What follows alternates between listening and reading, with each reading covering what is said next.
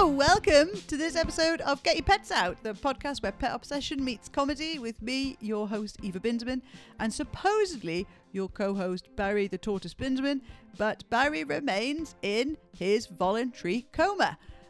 Now, for any of you who not only like listening to this pod, but like watching the pod, bad luck. When we were recording this, we have two cameras, one pointed at the guest, one pointed at myself. When we were recording this, Barry's stand-ins, the two ragdoll cats, Joy and Fiora, somehow managed to leap over the camera and turn off the one pointed only at me in what is a sustained campaign of workplace bullying. Joe's camera remained on. Got loads of footage of Joe, but nothing for me. So I'm just going to go and shake Barry's box to try and wake him up a little bit earlier. This week we have the fantastic Joe Sutherland joining us. Now, I have been an actual fan of his for many years. I've seen him on the telly, on the proper telly, and also have been to see a couple of his shows at the Edinburgh Fringe, solo shows. Always interesting, always funny, and like a really unique voice. A total superstar. We had him in here, and he's toured the country with drag shows. He's worked on gay cruises. He's been up and down every venue that you could possibly imagine. But more importantly, he is one of the most naturally funny people off the cuff that I think I've ever met. And even more importantly than that, he's a real life cat daddy. And we delve into that with him on this week's episode. So here it is, Joe Sutherland. Welcome, Joe Sutherland, to our lovely, ridiculous little podcast. And Joy has already chosen you because you're wearing all black. Yeah. And she's a long-haired white cat. We've had a few comedians on the pod who are pet adjacent, as we say. So they sort of live as and with other people's pets. But do you have your own pets? Yes. So what pets do you have? I have two Burmese cats. Ooh, they're the fancy ones. They're quite fancy. Yeah, they're a sort of show breed. They are the kind of dark brown version because you get the bluey silver versions. Yes, you that's get the the ones, blonde caramel versions, and these are the dark brown chocolate ones. I don't think I've ever seen the dark brown chocolate ones. They're very bougie, beautiful. They're so bougie. Yeah. They're like goal cats. No offense, Joy, who's currently dribbling on your lap. What are their names? Okay, they don't actually have fixed names. We never really got round to it. And so, unfortunately, we settled on most often using boy cat and girl cat, which is incredibly binary. It's very binary. So I try to use they them pronouns, but that doesn't really stick because actually it's also really fun for me to call them him and her. Because on the one hand, that's one of my favorite TV shows, but also it allows you to do your best Adele impression when you walk into a room and the smaller of the two is in there and you say, ladies and gentlemen, her. Perfect. I mean, I was unsure when you said you hadn't given them fixed names, only genders. But I think if you can get an Adele impression. Yeah, well, and it also allows for a GC and a BC. Yeah. So there's a bit of a Gemma Collins reference. We were workshopping a number of names in the beginning, but because they're like co-owned between three of us, we just couldn't reach a clear enough consensus. Between three people. Yeah. Across two cats. Yeah. but as long as there's a Gemma Collins reference in there. This is, most people like get a cat. I have heard of people getting a pet and then waiting a little while to see what their characters are and then choosing. But you've just bypassed that completely and gone for... You've got meme cats. We were their second house, so they had already had names that we just thought were a bit crap. So we just did away with them. What were they? Do you remember? Or is that in the mists of the before times? It was like just coffee and cocoa. Very basic. Very basic. But God bless them, in their former home, they did have a big brother, like a toddler. So I think they know very suitable names for a kid to remember. I know they're just placing the kids' needs on them, but now they're free. They're untethered by coffee and cocoa. It feels like they've joined, rather than becoming your pets, it feels like they've joined like an artists' commune And they've probably got like a septum piercing. We're actually just beings. We don't do Yeah, names. they can just, but we do gender exclusively. What sort of character do they have? I suppose they are spoiled, but also. So for the two of them, brother and sister, I would say they both just love to have a really big sleep of an afternoon. They're very friendly, very clingy, actually. So they really don't. They don't like reserve themselves. They don't really hold anything back. So actually, if they ever did get kidnapped, like it would they'd be useless because they'd just take to their captors immediately. There's no sort of they'll never guard my property. No, is what I'm saying. Or remember your face. So in a way, well, I like to think that they do, but then I do when people come and look after them whilst we're all away. I just hear that they've behaved exactly the same. But then I do think they recall people's scent and sound, because like then if my friend Daniel comes back, I feel like they really do run to him more than like perhaps other people who just visit once or twice. They do forge relationships. And like the smaller one, like her favorite human is definitely my boyfriend, and I think I'm the favorite human of the bigger the BC. Is BC boy cat the biggest cat? Or biggest cat. Or biggest cat. It doesn't have to be gender. It could just be physical descriptions of their body shape. Okay, yeah, big cat. I feel like Joy, who's on your lap, is unconscious. Is this the sort of affection you get from BC? Yeah, this is generally what they do. They just come and perch on a lap, stay there for a bit. Oh, she's fallen over. She's really floppy. Her tongue's out. So they had a house before your house? Yeah. So did you steal them from that house? No, we bought them in a slightly masquerading manner. We had to play some trickery to acquire them because they were meant to be a bit of a surprise for my birthday back in 2021. They had come up on one of these pet selling websites. Yeah. And like really cheap for what they are, these bougie they Burmese usually cats. go for a lot of money.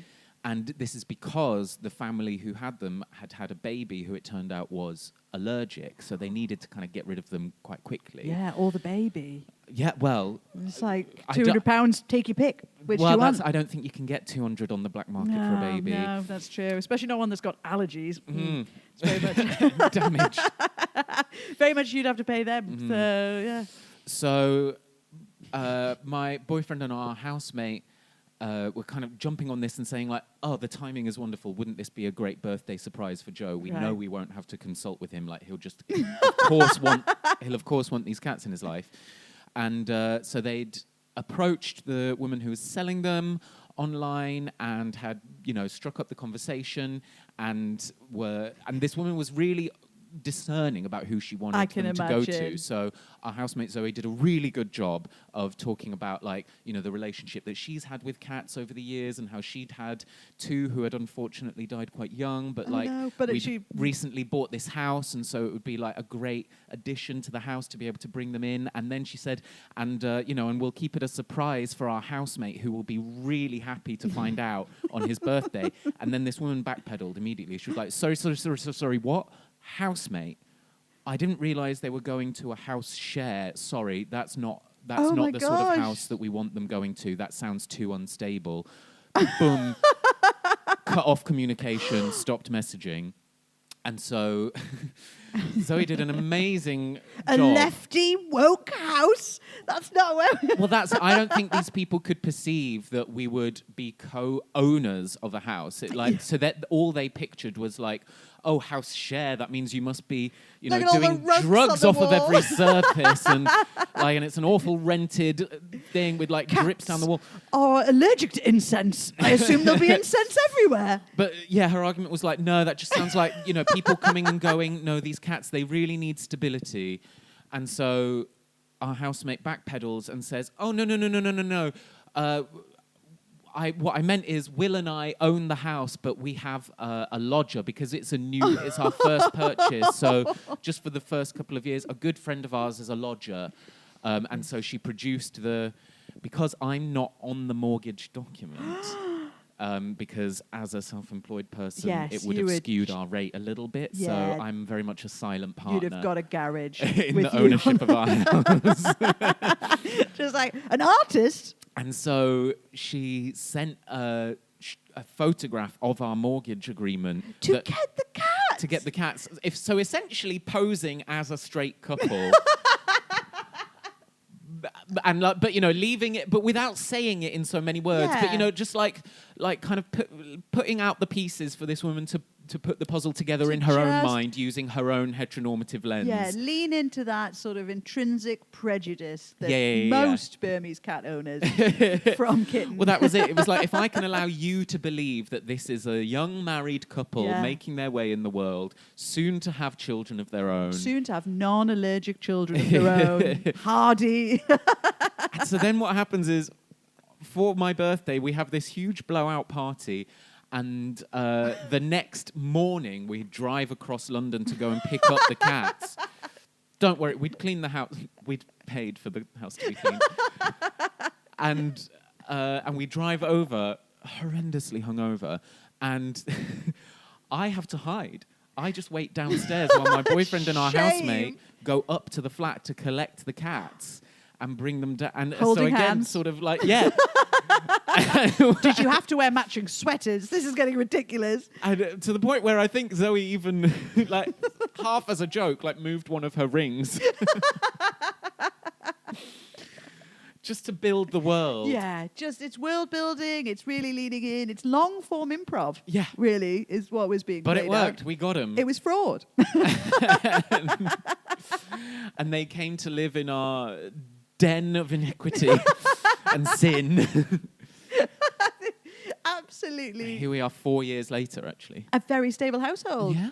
Very stable household. No one coughing and spluttering on them, sort of insisting on sort of derivative names and structure. And they're just delighted. So and do they belong to sort of you then? They're yours really as a gift. This is going to be the interesting moment, the juncture that we arrive at some point this year, because our housemate is likely to have a baby at sometime soon, so we will be parting ways and selling the house. I'm so sorry to hear that. But so what I'm going to posit to us as a group is like, look, let's not fight about this. Yeah. Let's sit at different ends of the room and let them decide, kind of knowing that I think I'll win. Yeah. There's one in 3 corners of the room, and then you just also leave a door open in the other. Give them the option to leave and make Or their a own street way. life, yeah. But make sure they understand how hard that life would be. Really inform them. Oh, God, they wouldn't last 5 minutes. Do you not think, because they're fully inside? They're fully house cats, yeah. Fully house cats. What do you think would happen if they sort of wandered out? Would they just be sort of overwhelmed? I think, first of all, completely overwhelmed, yeah. And if anything, well, they did once get trapped outside by accident when our housemate's boyfriend first moved in. Not to completely shade him, but it was his fault. He locked them out in the garden, and they were out there for hours. Oh, my gosh. At night, but they were so overwhelmed that they just sat cowering at the back door step. And so then at 7 a.m., when someone woke up and heard the meowing, went to the step and were like, oh, sorry, guys, you've been here this whole time. They're just Come on in. shaking and smoking on the front step. I don't really want a free life. Please let us back in. But if they see other cats outside, we used to have this one who would come and visit and sit outside my bedroom window, kind of to taunt them, and they would flip out. They would like run up and like the length of the window, screaming at this cat, essentially to say like, what are you doing out there? That's not the safe. place. You're not allowed out there. Like an M. Night Shyamalan movie. Like, you don't understand. But I think they think the back garden is fine. I think they think that's just a room that we don't let them in the house. So when we go out there, they get really annoyed. But if the front door is open, they know that's too scary. That's beyond. They don't bother. That's the sort of future sort of life. That's their version of sort of purgatory out there. They're not interested. I think it sounds like they've got a really, really lovely life now, just sort of roaming around between people. Are they like, would you describe them as quite intelligent, or do they have very like different personalities? No, not intelligent.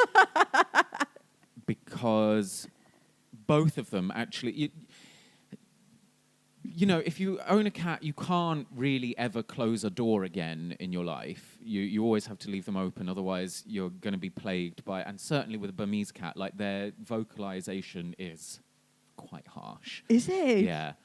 As a tortoise owner, I wouldn't know what that's like. Basically, it's a robot rock that walks around my house. Yeah, that's silently. Quieter than a Roomba. Yeah, I would say so. Two shall meet and then fight it out. But so they're loud cats? Yeah. Oh. Yeah, and it's really hard not to project onto that because their tone is so shrill. It's very easy to personify, you know, to place kind of human intent on their sounds. GC cat is shrill, but BC cat is just really trying to get an important point across. But they're probably just saying like hello, but it always sounds like you left me alone. And the reason why I can confirm that they're not that intelligent is that, like, even if I push a door to but leave it like a slither open, so that they can come up to it and like push their way through, so that I can, you know, hopefully conserve some heating within certain rooms. No, they just get too confused and they'll sit there and scream like, this door is closed. And you kind of go up to it and stand on the other side and peer through the gap like, it is not. It's neither closed nor is it open. Maybe they're philosophical cats. They need things, you know, very clearly. Or maybe in their old house, they had staff. Maybe there was the nanny for the cats and a nanny for the sickly, sneezy child. Perhaps. It was West London that they came from. Oh, okay. Did you, like, why did they get the idea to get you a cat or two cats for your birthday? I mean, that's a pretty intense present. Like, were you like an animal person growing up? Did you have pets? Didn't have many, but I had been lobbying hard for a cat. So, and then it just so happened that these two just meant arose on this website. So that's how we ended up with two. Plus the fact that it's always nice to have two so that you can leave them alone for a little bit longer and they keep each other company. Yeah, because it is consecutive, the hours that you're allowed to leave animals alone. Yeah, we had 49 chickens growing up, so we were allowed to leave the house for 2 months at a time without checking in on them. We did actually have 49 chickens. Oh my God, that's so many. Yeah. That's technically a farm by that point. I think that's technically a mental health crisis, isn't it, for one of my parents? But when you go to the vets with these cats, do they refer to the cats as their original names, like Coffee and? No, they actually use their registered names because they're so bougie and purebred. For one, is there a less like problematic term? So they have registered names, which in fact I just remembered before I left the house to pick these up. I have their actual like thoroughbred birth certificates. You've got a birth certificate for them. Their family trees. They've got a family tree. Yeah. Oh my gosh. So they have these ridiculous registered names. These go back further than my family tree. I know, but it's probably 10 years. But that's because but Granddad it's what 1, 2, burnt a 3, lot of documents. 4 generations. But so their registered names are Valentina and Vincentio with surname Katamarian. These cats are serving up a look. This is Valentina. Yeah. I've never heard of Vincentio. So they get called Vinny and Valentina at the vets, and we'll be sat in the waiting room, and we'll hear, okay, Vinny, Vincent, Vincentio, and we're just sat there like, who's called their fucking pets? What does so it pretentious. Well, look at their grandparents. But yeah, so some of their family names. What do we have? Well, Katamarian Mr. Bojangles is a classic. That's fantastic. Honeypot is a grandmother of Kindus Honeypot. Aishazen Kindus Honeypot. And this one's called His Father's Eyes. That's so sinister. Ooh. Yeah. This is... Cerulean Moon is a great-great-grandparent. How is it that this family tree... They sound like racing horses more than cats. I didn't realise. I mean, I guess it's because all of the animals I grew up with and all the pets that I've had have been very much found, that this was such a thing of these fantastic birth certificates that go back and back and back. Great parents, great parents. Yeah. Oh. But what I didn't realise is that they all have sort of registered numbers, so we can even go and Google or like search in the records of competitions and see which ones were, because I think we did have a little research and we found out that some of their great-grandparents were show cats, but I can't remember which ones. I love this. Thank you for bringing this ridiculous documentation. Are you going to breed these cats and add to the tree? Absolutely fixed. So it very much dies with them. Yeah. This lineage. I mean, they were probably in a litter of many 200, others. yeah. In fact, that might even be in their birth certificates. I don't know. Look at I don't think I've got this much documentation. No, I think I've got an NHS number and that's about it.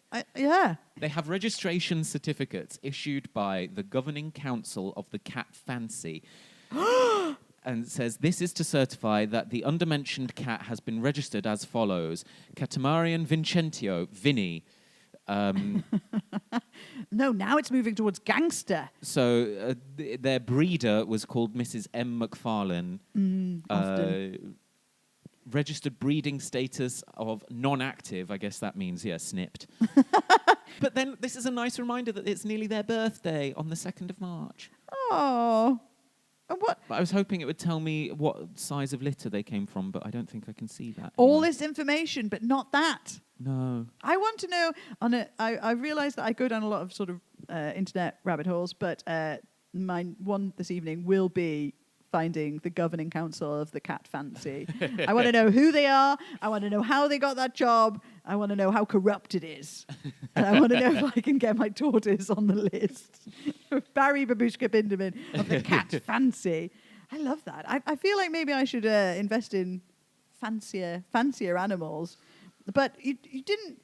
So this is a whole new world for me, having grown up with cats. But cats and dogs and all sorts of things. But you said that this is your first cat.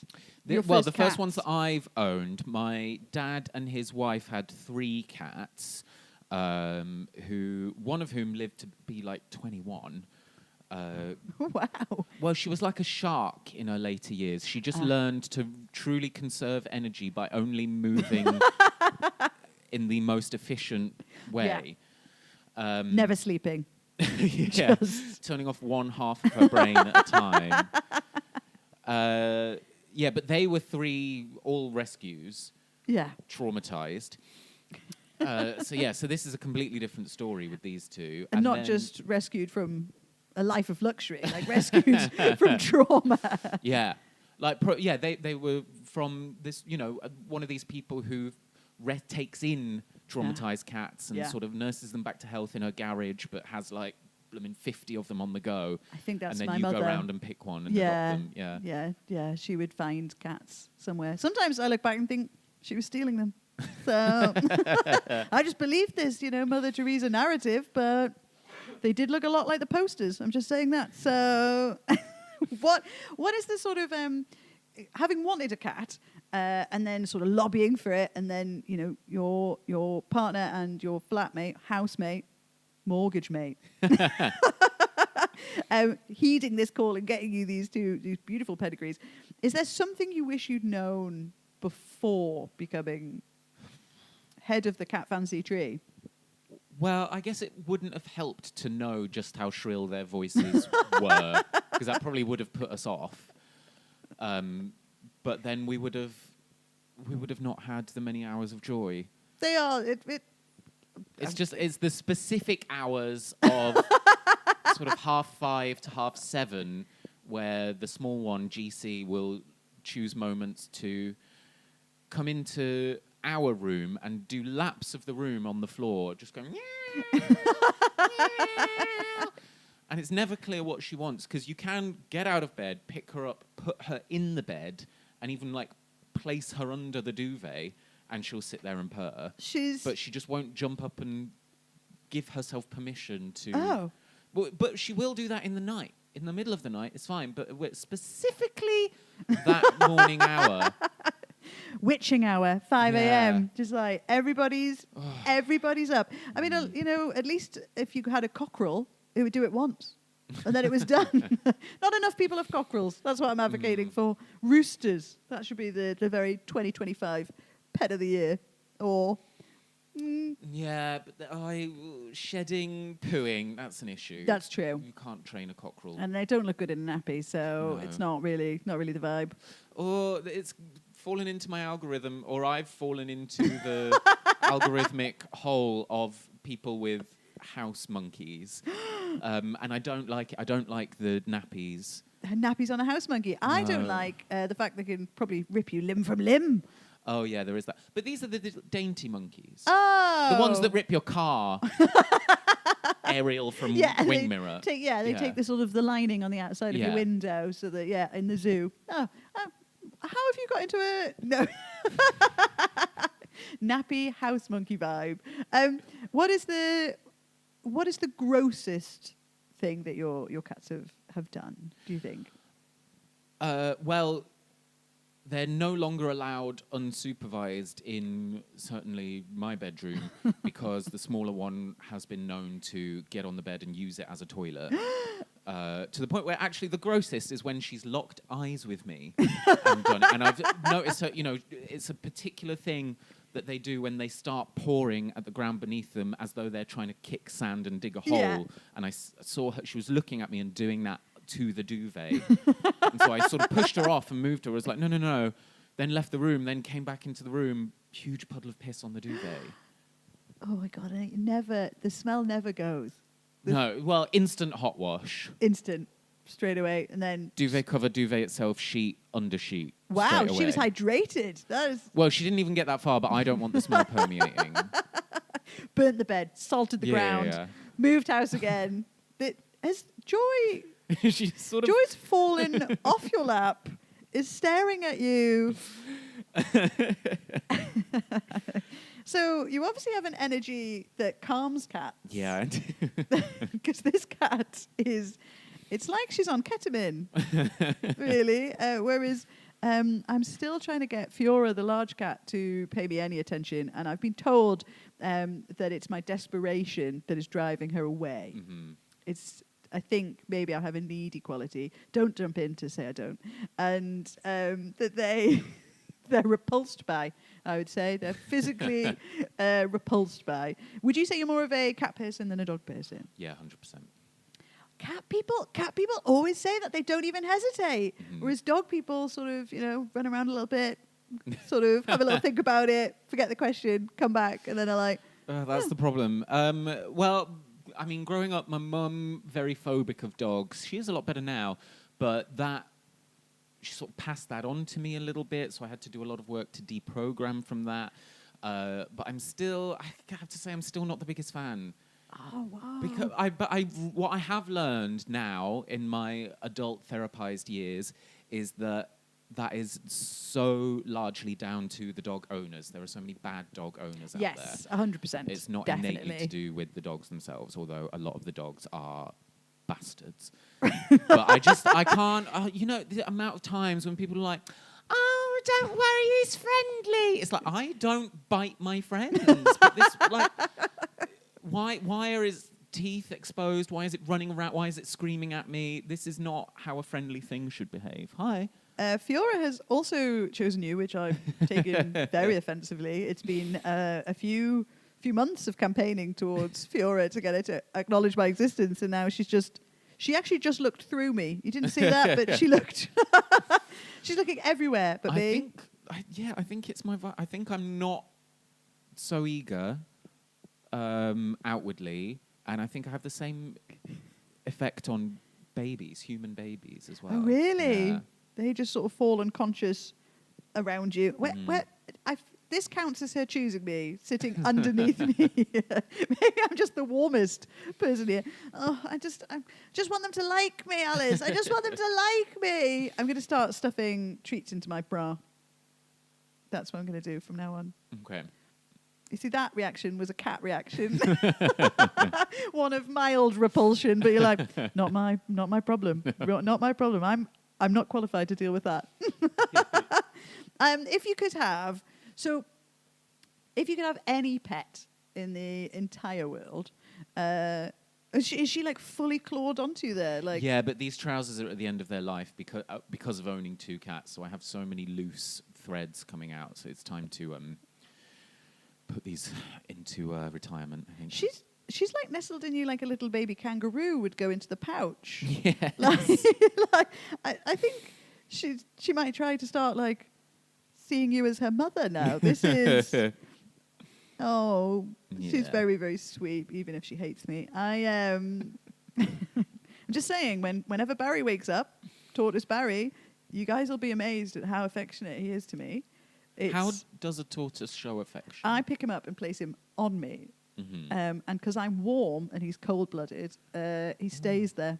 Do you have to be lying down? Or is he small enough that he can perch on, say, a shoulder? He used to perch on a shoulder, but now he's got quite large because I have overfed him through the sheer guilt of buying a roaming tortoise in a 1-bed flat over lockdown. So, isn't it funny that they can eat food and turn it into shell? Yes. It's their spine, isn't it? And you can't overfeed a tortoise. They get like pyramidy. He's not got that level. Okay. So I'm steadily. But you would never look at that and sort of think like, oh god, like the way that people do fat shame a cat when it's got a little like low hanging belly. They'll be like, that's irresponsible ownership, rather than looking at me and saying, that animal is clearly in the wrong continent, and the weather system outside facilitates nothing that it can for life. Joy's just furious trying to destroy. Yeah, I can't wait for them to meet Barry. If you could have any pet in the whole world, but Alice, our lovely and morally guided producer, she's much more of a good person than I am, insists that I put in that there's no ethical problems around this. Okay. It's a purely hypothetical situation. Because, I mean, the answer to my question, I've got myself in a little tangle there, didn't I? Just went round in it. I saw Alice just close her eyes quietly over there. Yeah, if you could have any pet with no ethical boundaries on it, there's no ethical problems, which pet would you have? That has me wondering what is an unethical pet. But a lion in your spare room. Oh, okay. Yeah. Oh, yeah. Like, I would have oh my that. God. Do they still do these documentaries, or was it just the sort of television that's aimed squarely at children, and so we were watching it in, say, the 90s? But I feel like Blue Peter and animal shows would do features on people who owned tigers in their backyard. I do love... It feels weird to say I love horses because I'm in no way a horsey person. That that implies a lot of things. It does, But I just visually love looking at horses. What in particular? What is it like? Just the they're just really beautiful and majestic and so closely related to unicorns that fair. That is a. But not being or having ever been a horsey person, I'd like to own a horse as a pet. You've got to do all of that horse stuff. So it's probably not a horse, to be honest. Maybe I would want... Would it be a horse plus staff to look after the horse? And they'd just bring it round. Would I be Jerry Horner, nay Halliwell, just living the country life with stables. Gone but are the stiletto dancing heels, in other sort of waterproof, do you know knee-high walking boots. Yeah, do you know what? It probably is that. It's having a horse or two, but also a stable boy. Yeah. 15 stable sort of boys. Alan Hollinghurst fashion. Yeah. It's the lifestyle that a horse represents. A horse of a certain caliber. Absolutely. I think we could put that in the. But at the same time, I wouldn't want to be tethered to like the structures of that. I'd want my This horse. is such a cat answer. She's like, I want it, but I don't really want it right now in the way that you've offered it. But in the way that I maybe want the horse to be able to like walk up to the kitchen and put its head through the window and like have an apple. To sort of be like, oh, there's no rules in this house apart from take your shoes off. And no red wine in the living room. People be like, who's that? You'd be like, that's PC. That's Pony Cat. Pony Cat comes round, just has an apple. No one knows. Mm-hmm. I think the neighbours are feeding him. But yeah, okay, so maybe I want a horse, but a horse that doesn't get ridden. It's just like a free-spirited horse. why not just a unicorn? Yeah. We'll give you a unicorn. Okay. And then as soon as the unicorn becomes too much of a burden, it just glitter, pile of glitter. That's all it is. Okay, yeah. Perfect. Hoovable size of glitter. That's great. I just giggle to myself instead off into the... Also, Joy is under the pillow now. She's very happy. She's very happy putting another boundary between her and I, just a little bit further away. Why do you think, or you might not think, but why do you think pets are important? I do think that companionship... I'm sorry, this is such a Blue Peter question now. As soon as you mentioned the 90s sort of kid show vibe, I immediately got into it. It's funny because the older I get, the more I can appreciate this, that actually having something to love in the world. Oh, she wow. That was impressive. I think well she done. fell upwards. Does she want to get down? Go on. Oh, God. She's coming up. Okay. She's absolutely... Don't look at me like that. That's so mean. I've never seen anything like that. Why do you think pets are important? I think, there's a lot... It's a good point of focus to have something to care for beyond yourself in that...